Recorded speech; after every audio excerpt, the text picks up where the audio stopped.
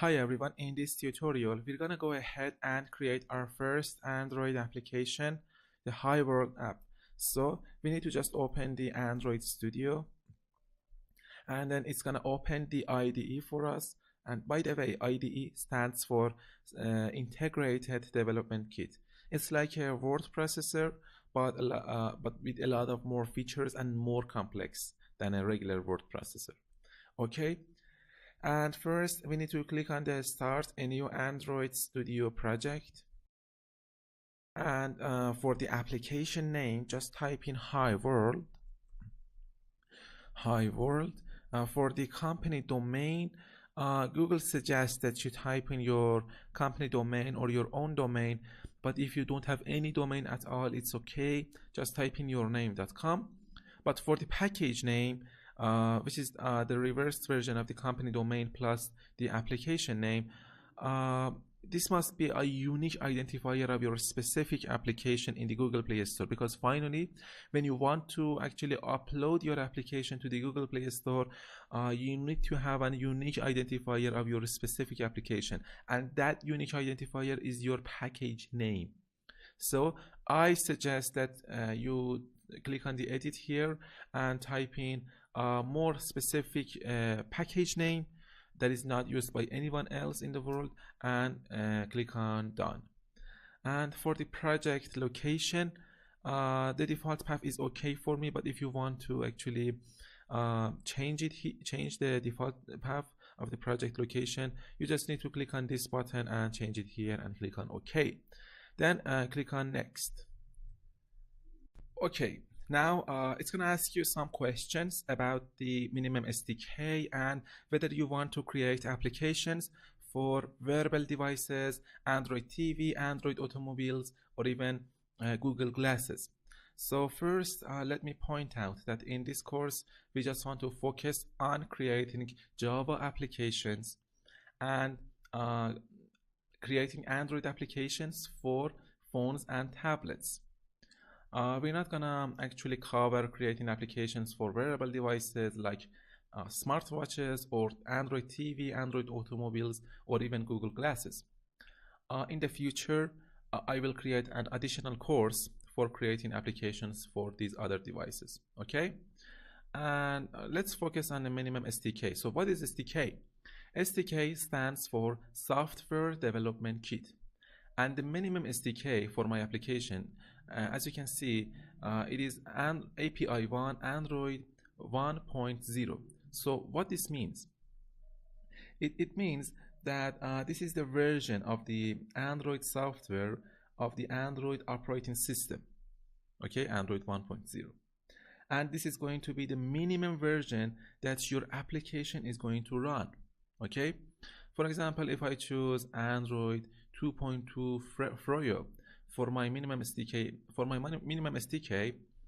and if someone runs Android 1.0 in his or her own Android device, he cannot even download and install my application, because the minimum SDK for my application is Android 2.2 Froyo. Okay, so let's read these lines.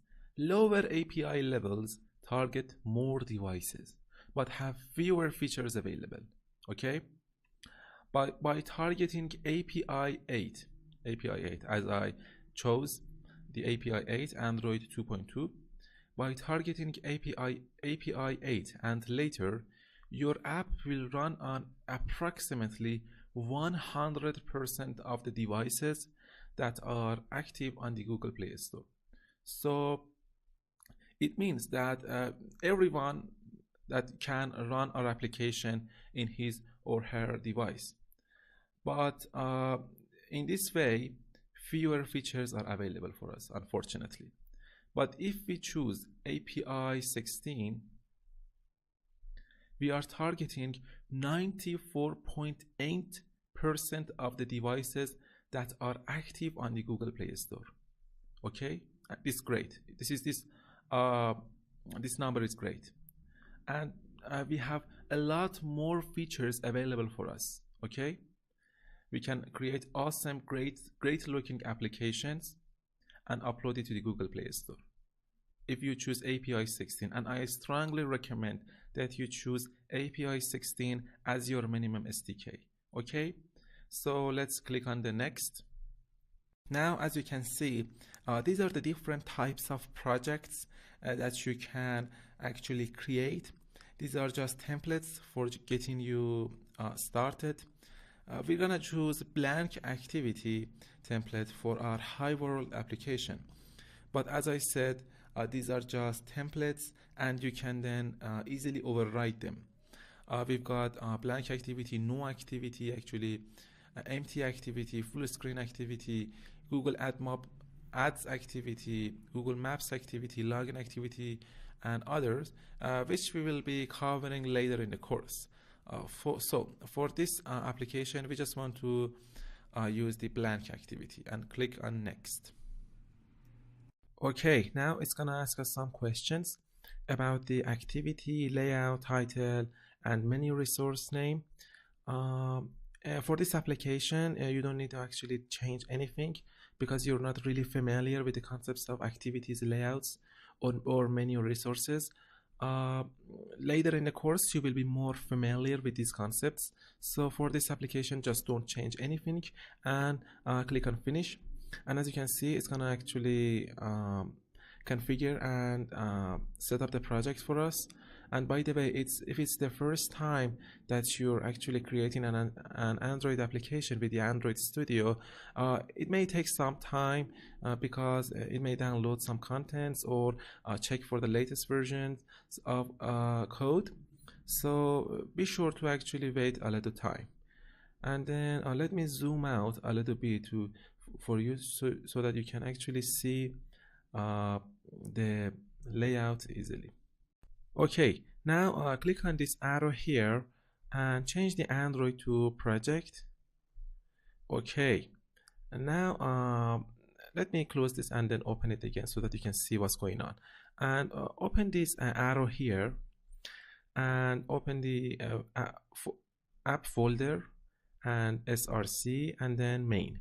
These are the two important actually folders for our application. This is the Java, which you will be more familiar later, but not now. And this is the res, which we are going to work on in this application. First, open this arrow to open the layout folder. And as you can see, these are the two XML files. The differences between these two will be more explained in the next tutorial. But here you just need to click on the content main.xml, just double click on it, and here is the representation of this file.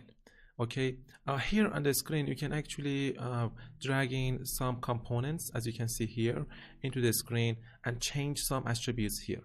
For example, if I click on this hello world and click on delete on my keyboard and drag in a large text view, for example, into the screen, onto the center of the screen, and for example, and if I want to change the text of this actually text view, I need to click on this text view and look for the text attribute.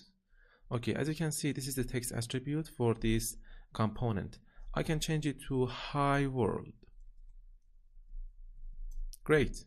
Now our application is ready to be launched. I end this video now. In the next tutorial, we're going to actually run our application on a virtual device. Thanks for watching, and I'll see you in the next tutorial.